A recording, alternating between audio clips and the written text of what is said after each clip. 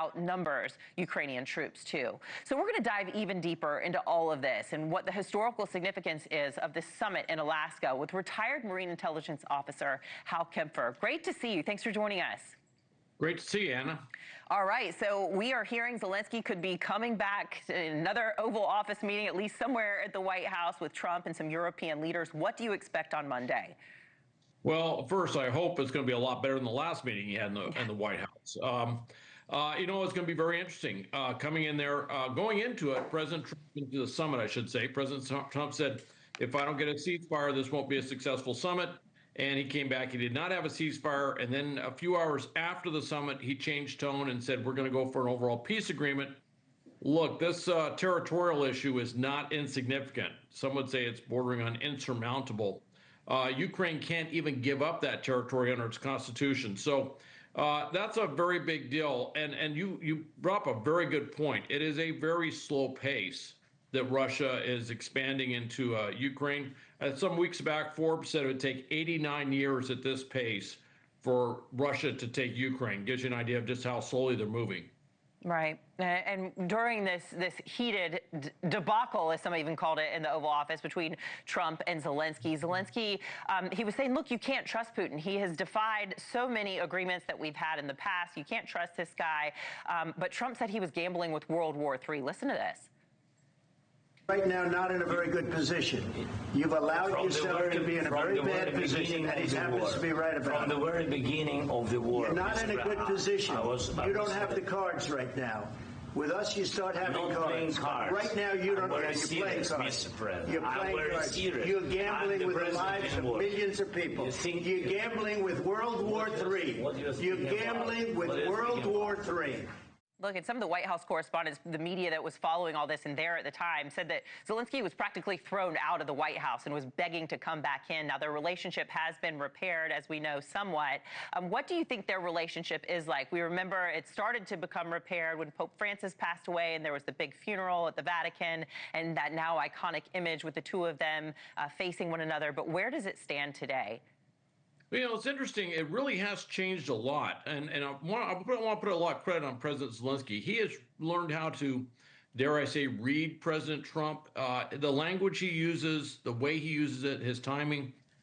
He kind of understands how to talk with President Trump. And I think they've developed a certain rapport, a certain cordiality. And that's what I would expect to see on Monday. I don't think that President Zelenskyy is going to do something that would, you know, cause what we saw with that Oval Office meeting before. I think he's going to listen very closely to what's been offered, what was said, and then he's going to start coming up with other options to consider.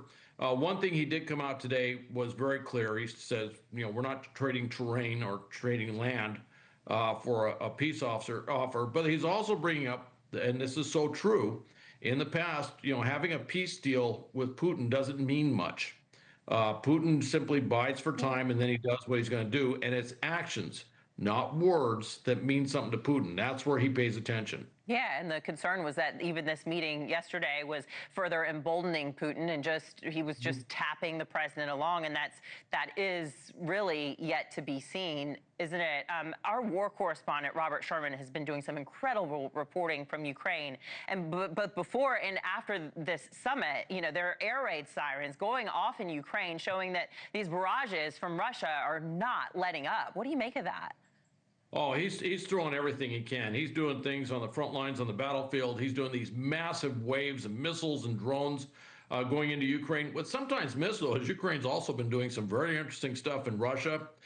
They just took out a ship in the Caspian Sea, 500 miles away, and it hit a port area that's where the Shahed drone components are coming in. Those are those drones that Russia is using, those Iranian drones, to attack Kyiv and attack other cities in Ukraine. So basically, Ukraine has been hitting deep. And I think in the back of Putin's mind, you know, he's probably more worried about what happens on the streets of Moscow and St. Petersburg than he is really about the battlefield in Ukraine, because he saw what happened in '91, and he's very concerned about that. So these deep strikes have a have a deep psychological impact on the body politic in Russia and also to Putin personally.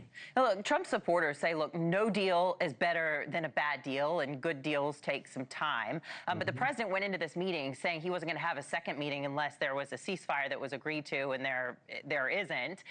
Yet he is sort of teasing that there will be another meeting, and perhaps it will be with Trump and Putin and Zelenskyy and all of them together. Yet Trump is saying that this meeting was a 10 out of 10. He had an interview with Fox News Channel after he did the press conference there alongside Vladimir Putin. He called it a 10 out of 10.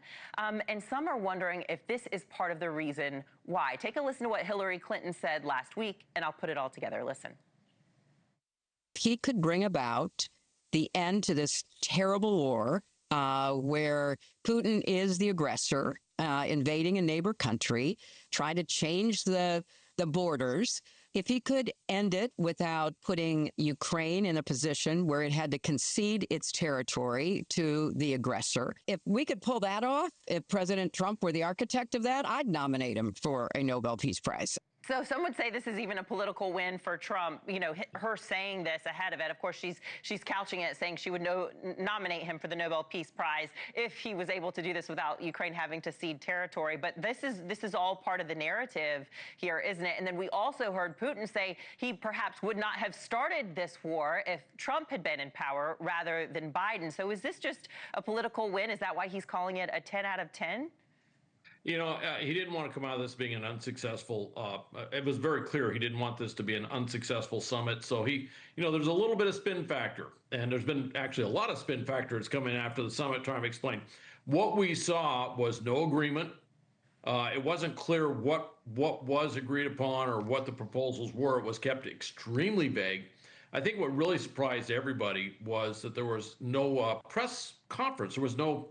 It was statements, but there were no questions at the end for the press to ask. And frankly, I was waiting for that because I saw what happened before when they were walking up and there were questions being shouted by the press to Putin that made him very uncomfortable. For example, the 30,000 Ukrainian children that have been taken by Russia into Russia that they won't return. That made him uncomfortable. And I was waiting to see what would happen with Putin in a press conference. That didn't happen. So what they're doing is they're trying to spin this to make it look as positive as possible. But the bottom line is, nothing really came out of substance from this summit. There's nothing to point to. And by the way, I don't know where the next, if there is this trilateral meeting, and it probably will happen, I don't know where it's going to happen. I don't think it's going to happen in Alaska. Putin's proposal of Moscow is not going to work. There's two countries of war there, and I can tell you that Zelensky's not going to Moscow. In fact, I'd say, well, how about Putin go to Kyiv? We'll see how that works. And so I think it'll be somewhere in Turkey or something like that, but we'll see how this comes out. Yeah, it was slippery how Putin snuck that in, too. He was speaking in Russian the whole time until the end. Then he switches to English and says, and perhaps we'll meet in Moscow, and put Trump on the spot there. With Trump said could get him into some hot water, but he didn't rule it out, did he? We're all praying for peace, and we hope that, look, it would be amazing if President Trump did get a Nobel Peace Prize, and if Ukraine did get to end this war and they don't have to cede any territory. We'll see how it shakes out. Hopefully Trump has some aces up his sleeve. Retired Marine Intelligence Officer Hal Kempfer, thank you. Thank you, Anna. 45.